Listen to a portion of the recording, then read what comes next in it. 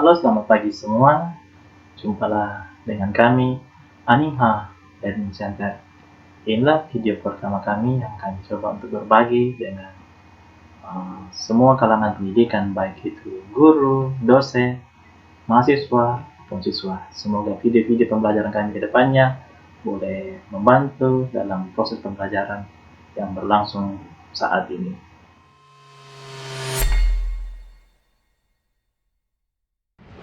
Hari ini saya akan menjelaskan secara khusus mengenai materi kimia, khususnya ikatan kimia.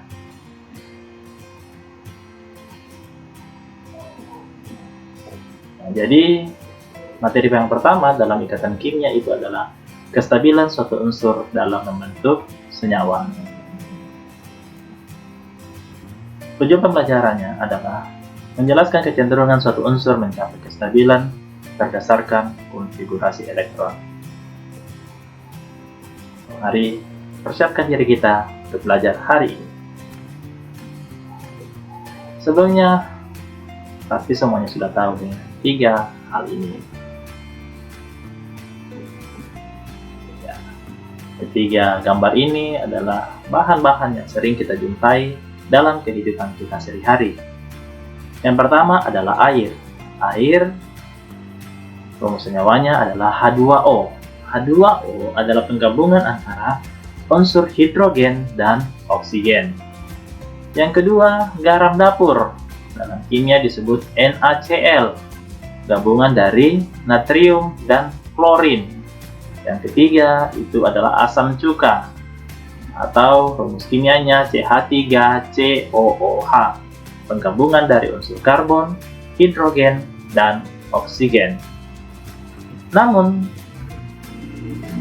pertanyaannya adalah, mengapa unsur-unsur harus bergabung membentuk senyawa? Mengapa unsur tidak berdiri sendiri? Untuk menjawab hal ini, kita harus memahami bagaimana kestabilan suatu unsur. Seperti halnya manusia, ketika manusia sendiri, maka dia akan galau. Kenapa galau? Karena tidak stabil. Manusia butuh orang lain. Jadi kalau berdiri sendiri, maka itu tidak stabil. Nah, oleh karena itu, manusia butuh berpasangan, saling melengkapi. Ketika berpasangan, saling melengkapi, maka dia menjadi bahagia. Begitupun dengan unsur. Unsur tidak stabil jika sendiri. Butuh unsur yang lain agar stabil. Sehingga terjadilah ikatan antar unsur dan membentuk senyawa-senyawa kimia seperti pada contoh-contoh kita di atas sebelumnya. Gas mulia golongan 8A terdiri atas helium, neon, argon, krypton, xenon, dan radon. Unsur-unsur gas mulia itu stabil walau berdiri sendiri. Jadi gas mulia disebut sebagai gas mulia karena dapat berdiri sendiri. Unsur-unsur pada gas mulia ini stabil walaupun tidak berikatan dengan unsur-unsur yang lain. Mari perhatikan konfigurasi elektron dari gas mulia. Helium, neon, argon, krypton, xenon, dan radon. Helium nomor atom 2, neon 10, argon 18, krypton 36, xenon 54, dan radon 86. Konfigurasi elektron untuk helium 2, neon 28, argon 288, krypton 281818, xenon 281818, dan radon 281832, 18, dan 8. Elektron valensi dari masing-masing gas mulia yaitu helium 2, neon, argon, krypton, xenon, dan radon semuanya punya elektron valensi 8. Semua gas mulia ini stabil dengan tanpa berikatan dengan unsur yang lain. Ya, jadi perhatikan tadi bahwa semua tadi elektron valensi dari gas mulia itu 8, kecuali pada helium yang hanya punya 2 elektron valensi.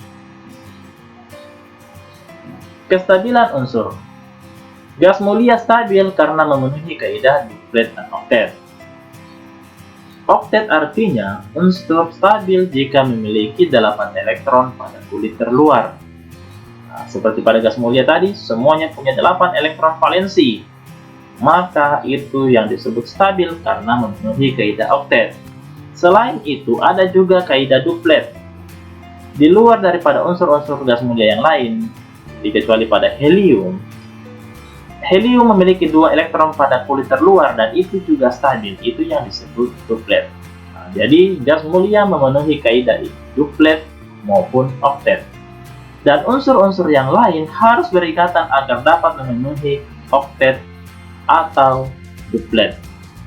Jadi ketika unsur-unsur berikatan, semuanya supaya memenuhi apakah oktet atau duplet. Contohnya pada senyawa-senyawa tadi, H2O, NaCl, CH3COH, dan senyawa-senyawa yang lain berikatan supaya memenuhi kaidah oktet dan duplet. Oke, saya kira itu pembelajaran kita mengenai kestabilan suatu unsur. Kita akan melanjutkan dalam video-video berikutnya mengenai ikatan, baik ikatan ion, ikatan kovalen, dan berbagai hal tentang ikatan kimia. Itulah pembelajaran kita hari ini. Terima kasih. Salam dari ujung timur Indonesia.